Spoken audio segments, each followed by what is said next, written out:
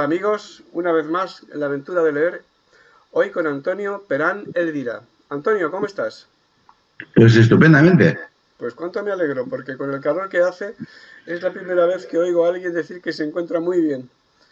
Hombre, ¿y qué remedio nos queda, tú? Qué remedio, ¿no? Es soportar lo que hay, efectivamente, de eso se trata la vida, ¿no? De vivirla, con lo que venga.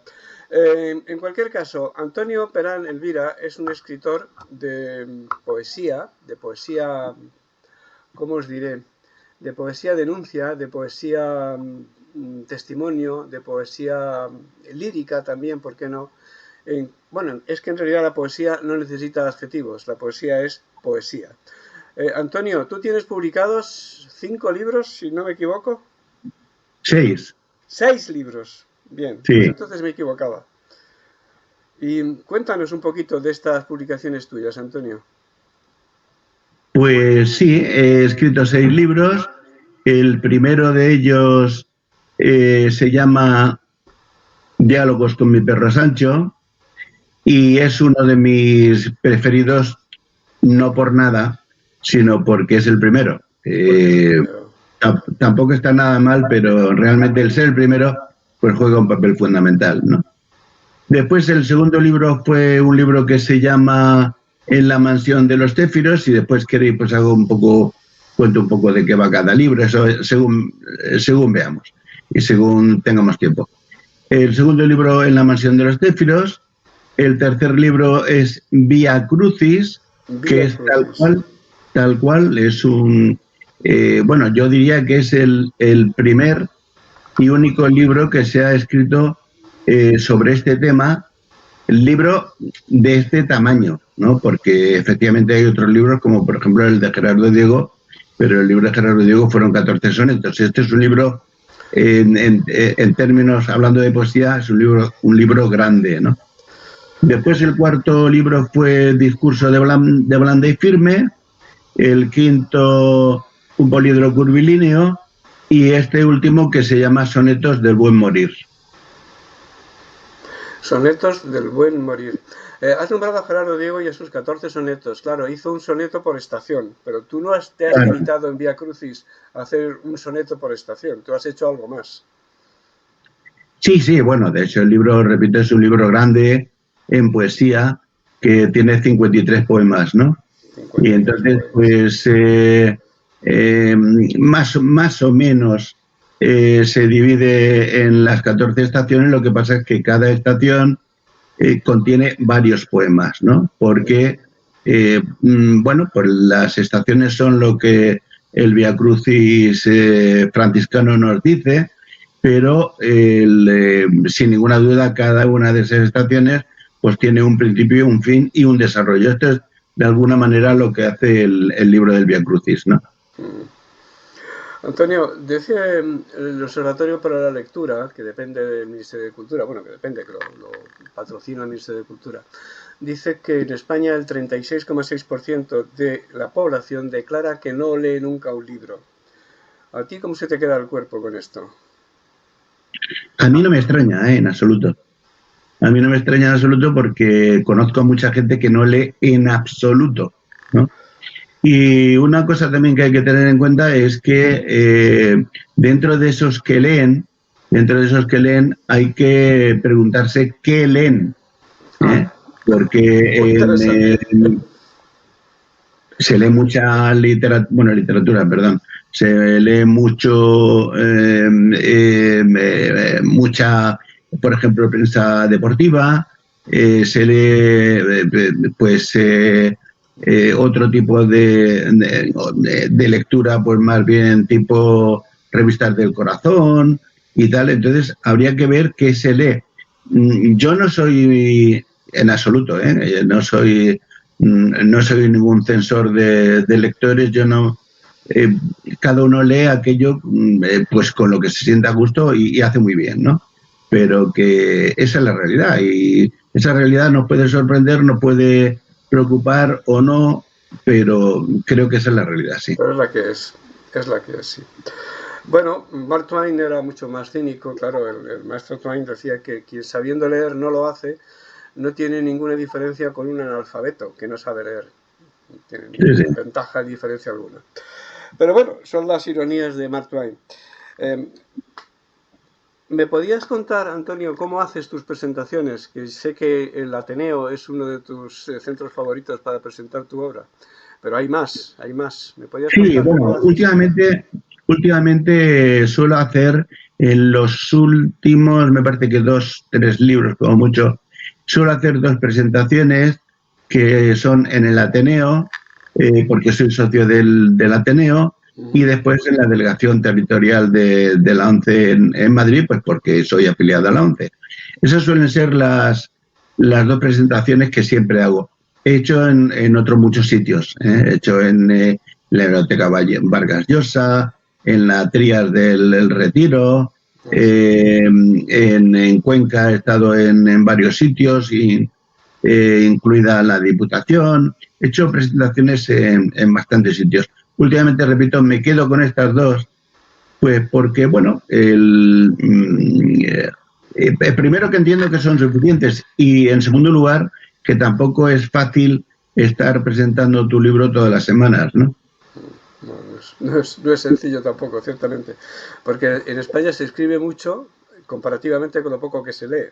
Hay muchísimos escritores, yo no voy a entrar en la calidad ni mucho menos, porque cada libro está hecho para una persona diferente, pero hay muchas más gentes que leen, que escriben, que gentes que realmente les interesa leer. Ese es el dilema importante. En toda obra literaria, y la poesía lo es, hay autobiografía, hay retazos, hay partes de la vida del autor. ¿En la tuya también? Bueno, yo no creo mucho eso que dicen algunos, de que los autores de libros en general, de alguna manera están contando su vida en los libros que hacen. Yo eso no lo creo, porque estamos negando algo tan evidente como es la ficción, ¿no? Y la poesía pues también tiene su parte de ficción. Es indudable que en toda obra literaria hay algo del autor en tanto en cuanto es una obra de ese autor. Y es muy difícil prescindir de uno mismo cuando escribe. En definitiva, se está retratando, se está reflejando, tal. Pero de ahí a que lo que escribe se corresponda con hechos históricos de su vida, pues hay mucho trecho. Es posible que en algunos casos sí, por supuesto, en algunos casos sí, pero no es mi caso.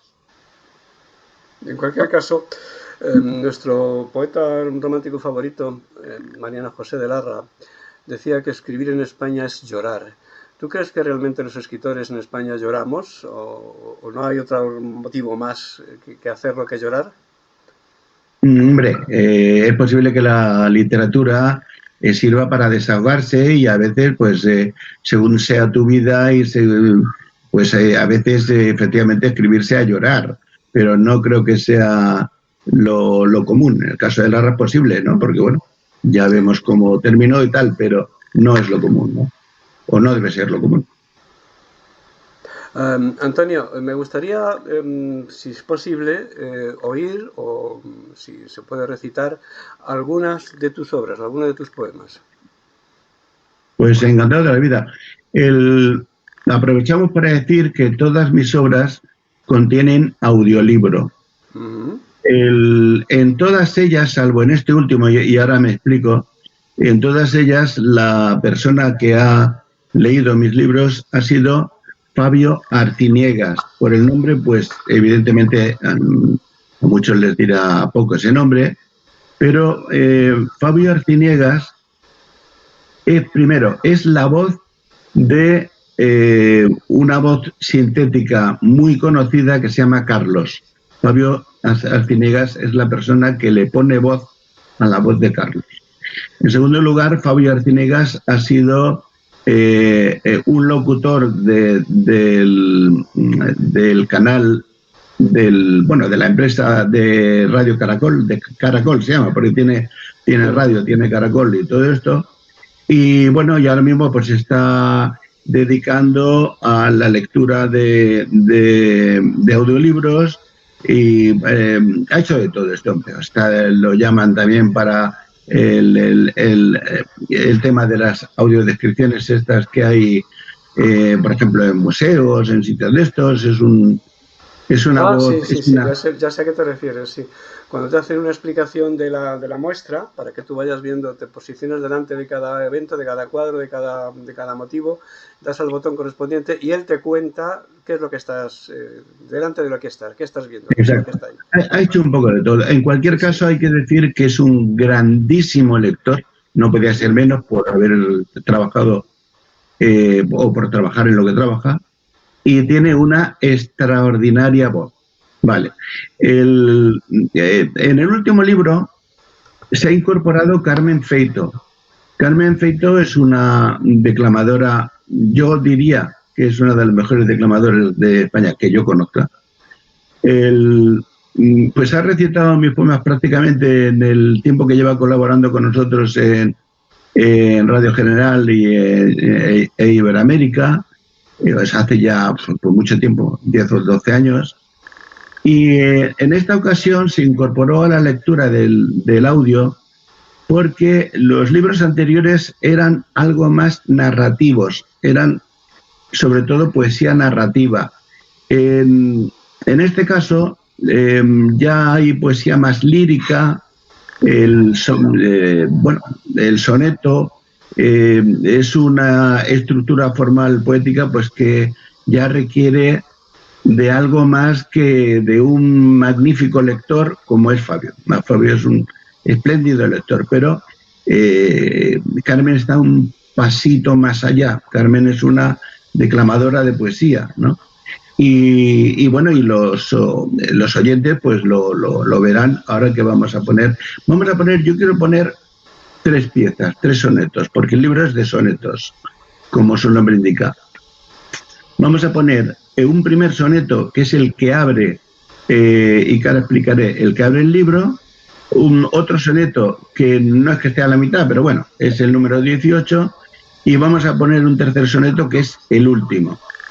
Entonces, el primer soneto pertenece a la primera invocación del libro, que se llama Invocación a la Musa. El libro está dividido en 10 invocaciones. El segundo soneto está dentro de la invocación a la vida y el tercer soneto es el último. Los oyentes pues tendrán con estos 3 sonetos, hombre, no voy a decir que, pero bueno, tendrán una pincelada del libro. Y sobre todo, que me interesa muchísimo destacarlo, esto es un libro de sonetos, pero no un libro cualquiera de sonetos. Sin que haya inmodestia en lo que voy a decir, a mí no me gusta hacer lo que todos los demás hacen. Siempre pretendo hacer algo distinto. Pienso que es lo que nos justifica como creadores. Si no somos capaces de crear algo distinto, pues la verdad es que tenemos que empezar a pensar en buscarnos otra cosa que hacer, ¿no? Entonces, el libro es un libro de sonetos, perfecto, 82. Pero, primero, ¿por qué 82? Pues 82 sonetos porque 82 son las posibles o los posibles tercetos de un soneto. Los tercetos, que como sabemos son libres en su estructura, en su composición, se pueden buscar 82 formas distintas de agrupar esos tercetos. Vale, por eso son 82 sonetos. Y en segundo lugar, lo que yo hago con este libro es una especie de tratado rítmico del soneto. ¿Por qué? Pues porque hasta el momento presente los sonetos que se conocen, por supuesto siempre hay excepciones, por supuesto que sí, pero los sonetos que se conocen, incluso los sonetos que se llaman cultos, son sonetos que giran en torno a la sexta sílaba como eje. ¿Por qué? Bueno, pues esto tiene un valor histórico, pues porque se empezó así y así se ha seguido, y lo que habría que preguntarse es por qué se empezó así. La explicación es muy sencilla. Si ponemos 5 sílabas a la izquierda y 5 sílabas a la derecha, ya tenemos el endecasílabo. Es decir, el acento en la sexta sílaba es simplemente el acento en el centro del endecasílabo. Pero eso no significa que no se puedan hacer sonetos con endecasílabos con el acento en otra sílaba, la que sea, la quinta, la séptima, la cuarta, incluso sonetos que puedan tener varios ejes, ¿no? Yo voy a poner el primero de ellos, el soneto 1, que es el de Invocación a la Musa. Es un soneto que tiene el eje en la quinta sílaba. Tengo que decir, y soy consciente de ello, que los sonetos en la quinta sílaba han sido sonetos que durante 5 siglos han estado denostados, ¿no? Pues porque como se creía que el soneto tenía que tener su eje en la sexta sílaba, pues todo lo que se saliera de ahí, pues bueno, como que chirriaba, ¿no? Autores como Quevedo, que ya hicieron en su tiempo, estamos hablando de hace 5 siglos, o 4 siglos, que ya hicieron en su tiempo sonetos con ejes fuera de la sexta sílaba, ¿no? Estoy pensando el famoso soneto de Miren los muros de la patria mía, que tiene el primer verso tiene sus acentos en la cuarta y octava sílaba, ¿no? O sea que tampoco debía ser una cosa doctrinalmente aceptada por todo el mundo, o algo a lo que todo el mundo se sujetara con absolutamente, ni siquiera entonces. Tiene su eje en la quinta sílaba. Yo lo único que pido a los que lo escuchen es que se den cuenta de lo bien que suena cometiendo un pecado mortal como el que se comete. Pues vamos con él. Canta tú del mal lo que las estrellas dicen con su luz, para despojarlo de su faz fatal y purificarlo con el don del bien que vendrá con ellas. Sepan por tu voz lo que de mis huellas vaya a ser también, y que con contarlo puedan advertir y comunicarlo que prevalecí sobre las querellas. Di que con morir nos limitaremos a cambiar de Dios, y si el que dejamos pide solo pie para que lleguemos, ese de los dos al que tenderemos pide rectitud cuando caminamos, y es la plenitud de lo que esperamos. Pues ese es. Genial. Seguidamente vamos a escuchar el soneto 18. Este soneto está dentro de la invocación de la vida, en la que el personaje principal pues hace un repaso de su vida, de las cosas que han valido la pena en su vida, y concretamente este soneto hace una reflexión sobre el animal, los animales. Rítmicamente es un soneto que he elegido precisamente porque es un soneto curioso, porque tiene 2 ejes o 2 acentos en la sexta y en la séptima. Es muy poco común este tipo de sonetos, pero repito lo de antes, simplemente pues emplazo a los oyentes para que lo oigan y para que se digan a sí mismos al menos si les suena o no bien. Allá vamos. Tuve del animal 3 advertencias.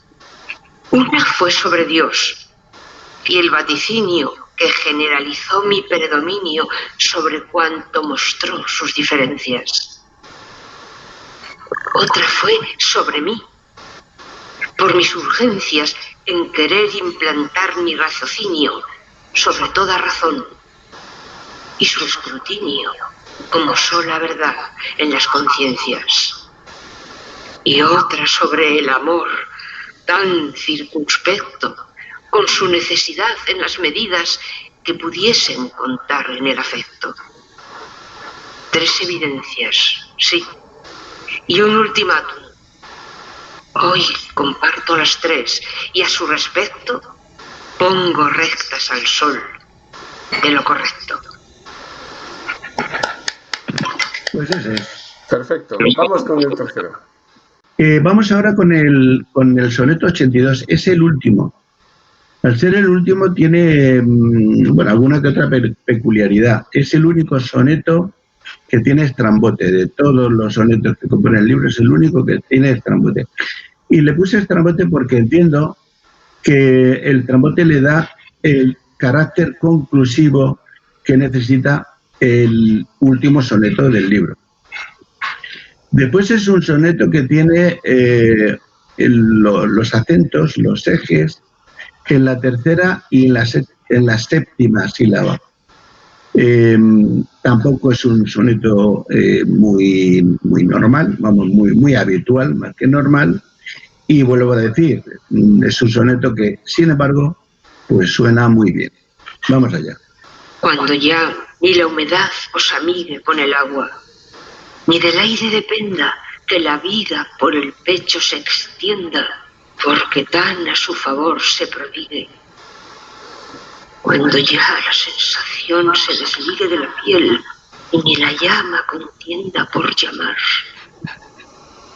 Cuando la tierra se hienda como gas sin que su cuerpo os obligue. Reparad en que, sabiendo que sois, os resulta natural de la nube que nos calce con su pie peregrino para andar, nos conduzca al molino del amor, al que tan solo se sube como mies para sustento divino. Reparad en que, sabiendo que estáis, os movéis hacia mi mismo destino. Pues eso es. Respuesta de voz completa. Sí, señor. Yo, como te dije antes, leeré el número 38, que dice así. Está también, es que además me llama la atención porque la reseña que te hizo Juanma Ruiz, en la que habla de las matemáticas en la poesía, me recuerda mucho otro libro de poemas que se llama Tratados sobre Poesía Moderna y creo que ninguna otra dolencia, de Aurora da Cruz. En este libro se expresa con números las sílabas y los acentos de poema por poema, es decir, que a la izquierda quedan expresadas las sílabas, de la derecha, digamos, las partes del verso en la que reside el acento tónico, ¿no? Entonces me ha hecho esta correspondencia entre la matemática y la poesía que Juanma Ruiz hace de tu obra en su reseña y esta otra obra que te cuento, pues me llama la atención porque efectivamente da idea de que los poetas se preocupan de verdad de analizar, encontrar, incluso explicar el porqué de las métricas, porqué de los acentos, porqué en definitiva de la musicalidad que tiene un poema, digamos, al itálico modo, que es una forma de expresarlo también. Y tu soneto dice así: cabe también que en el estanque estrecho que nos circunda con amor sencillo, floten mis hojas con el tenue brillo de la constante persuasión del pecho. Cabe que vayan por el blando lecho, desenredando su confuso ovillo y entretejiéndose en nupcial anillo de corazones y azahares hecho. Si percibís que en semejante trance tiene la piel la tentación de erguirse, dad ocasión a que mi barca alcance vuestras orillas y que pueda asirse de vuestra fe para marchar sin irse, mientras que vos me prefiráis al túmulo. He elegido este soneto porque efectivamente, bueno, tú vas a explicar la razón de que pusiste la esdrújula en el último terceto. El último verso. Sí. Bueno, no tiene más explicación. Bueno, primero, como hemos dicho antes, los tercetos son, o no sé si lo he dicho, los tercetos son de composición libre. En contra de los cuartetos, que los cuartetos son rigurosamente iguales, A, B, B, A, B, B, A. Y aprovecho aquí para decir que, bueno, pues que hay algunos autores pues que hacen sonetos con serpentecios o hacen experimentos curiosos. yo lo que hago en este libro es plasmar el soneto que definiera Lope de Vega. Es decir, el cuarteto es ABBA y el soneto tiene 2 cuartetos. Después los tercetos son libres. ¿Qué quiere decir libre? Pues que uno puede buscarse la vida por donde quiera, ¿no? Normalmente, y dado el carácter enormemente clásico del soneto, normalmente la libertad simplemente está en la rima, pero se mantiene el ritmo y se mantiene pues una cierta estructura que haga reconocible los tercetos dentro de las estrofas conocidas. O sea, se puede decir AB, AB, AB, ¿no? Que son, bueno, serían 2 tercetos ABA, BAB, pero que como suena es, como lo he dicho, AB, AB, AB. Se puede decir AB, BA, AB, AB, BA, BA. O sea, se pueden elegir muchísimas formas, repito, hasta 82, para estructurar esa libertad que nos da el terceto. Yo he ido un poco más allá y hay ocasiones en que lo que hago es propongo tercetos con 3 rimas y en esos tercetos hay 2 rimas que siguen un régimen bastante riguroso en cuanto a su composición, pero hay la única rima suelta, ahí lógicamente, como es una rima suelta, pues la acabo como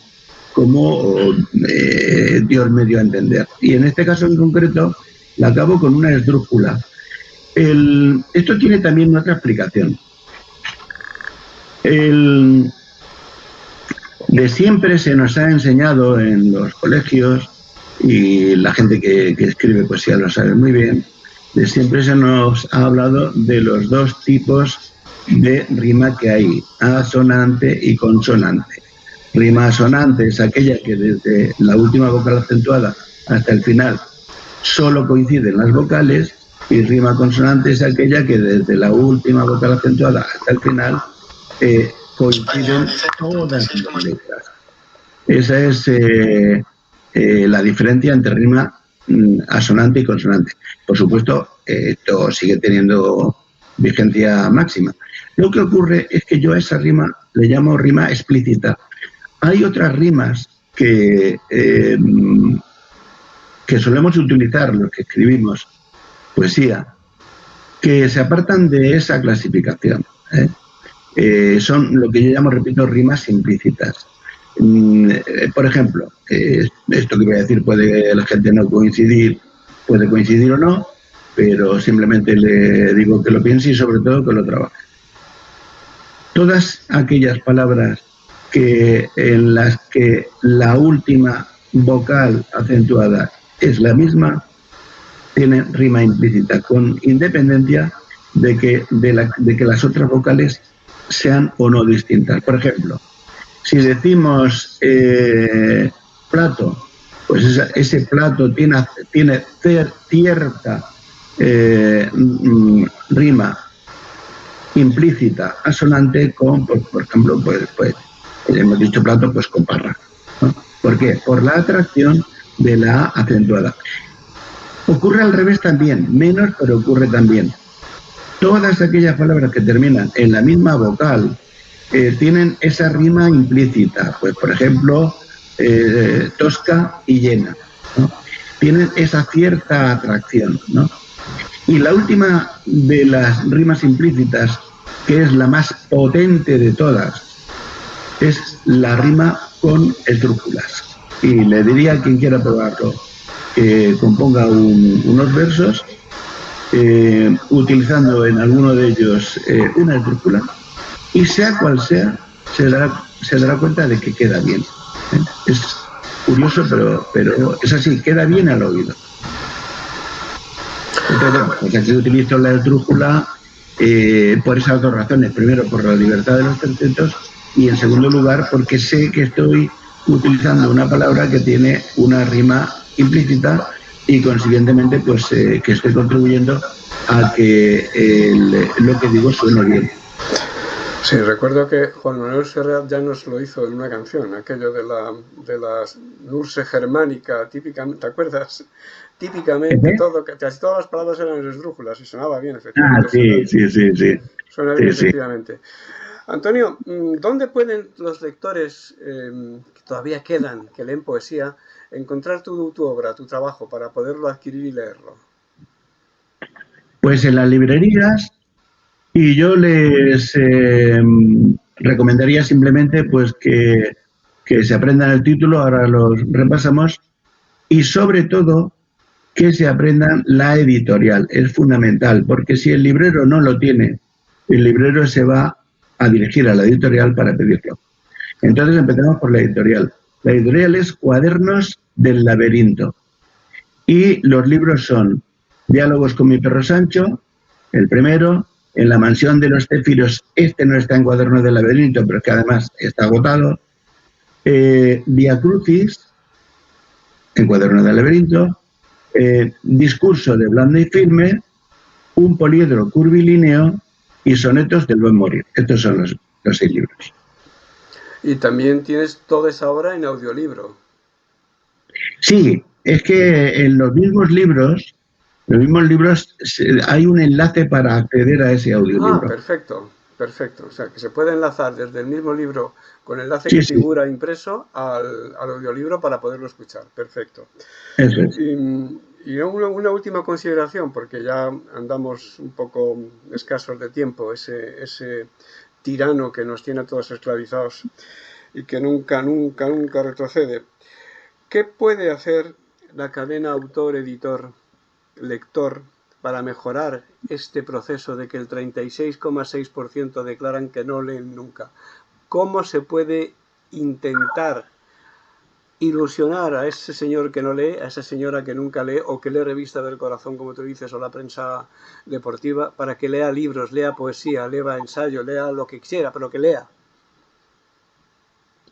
Bueno, yo la única solución que veo es la educación desde la infancia. No veo otra porque, bueno, se podían pensar en 1000 formas de incentivar a los lectores a que leyeran, pero al final eso redundaría o en perjuicio de los editores o de los libreros o de todo el mundo. Yo creo que lo mejor es que se incentive al niño desde la escuela primaria a que lea, y un niño que lee desde pequeñito, normalmente, tampoco es que sea definitivo, pero normalmente seguirá leyendo después. Totalmente de acuerdo contigo. Antonio, estoy convencido de que tienes una 7ª obra en mente. ¿Es así? Estoy en ello, sí. ¿Estás en ello? Bueno, pues ¿para cuándo crees que podrá estar terminada y yo te pueda entrevistar de nuevo? Yo calculo, y de esto si quieres le dedicamos 5 minutos, yo calculo que para finales del año que viene. A finales del año que viene, perfecto. Sí, y me interesa hablar sobre esto porque antes lo decías tú, creo que la gente tiene una visión, una opinión muy equivocada de lo que es escribir poesía. Todo el mundo ve normal pues que un pintor tarde medio año en hacer un cuadro, o que un escultor tarde medio año en hacer una estatua, una escultura. Y sin embargo al poeta se le pide que haga los poemas en 5 minutos. Sí, ya está. Venga, vamos. Ya puedo decir que eso no es así. No es así. Y lo que tú decías, con independencia, y lo digo tal como lo pienso, con independencia de que vivamos un momento particularmente preocupante en la producción poética, un poema es algo que tiene rima, que puede no tenerla, ¿vale? Que tiene métrica, que puede no tenerla, que tiene ritmo, que puede no tenerlo, que tiene lenguaje poético. Si no hay lenguaje poético, convénzanse, no hay poesía. El alma, y ahora nos están intentando meter por todas partes poemas que son simplemente lo que yo llamo el lenguaje común bonito. El lenguaje poético jamás será lenguaje común. Nadie va hablándole a un amigo por la calle o a una amiga por la calle en los términos en que figuran en el último poema que escribió. Es un lenguaje propio, el que evidentemente a lo mejor no es un lenguaje universal, que cada poeta o escritor de poesía tiene su, etcétera, etcétera, pero el lenguaje poético es absolutamente indispensable para escribir poesía.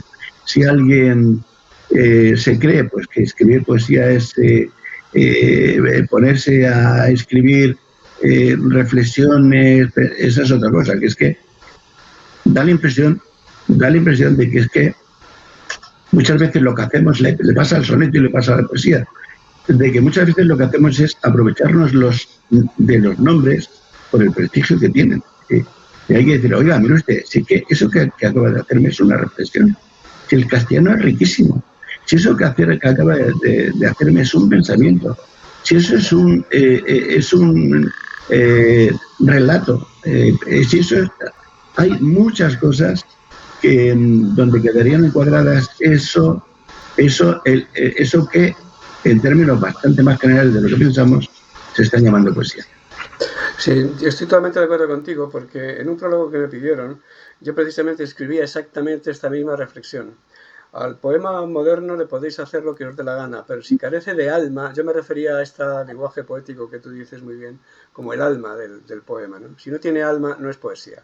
¿Y el alma qué es? El lenguaje poético. Es decir, coges un texto cualquiera, lo troceas por tamaños, ¿no? Y lo pones uno debajo de otro y dices que es un verso. Bueno, apariencia de verso tiene, pero le falta el alma, le falta el lenguaje poético. Y totalmente de acuerdo contigo. Antonio, pues para el próximo año, cuando tengas ya tu séptimo de caballería en liza por ahí, por las librerías, y lo vayas a presentar, a mí me gustaría estar de oyente para aprender de ti, para simplemente escucharte en directo y bueno, y tener el placer de que me firmes un ejemplar. De modo que estaremos en contacto. Sí, señor. Y hasta aquí la aventura de leer con Antonio Perán Elvira, nada más y nada menos.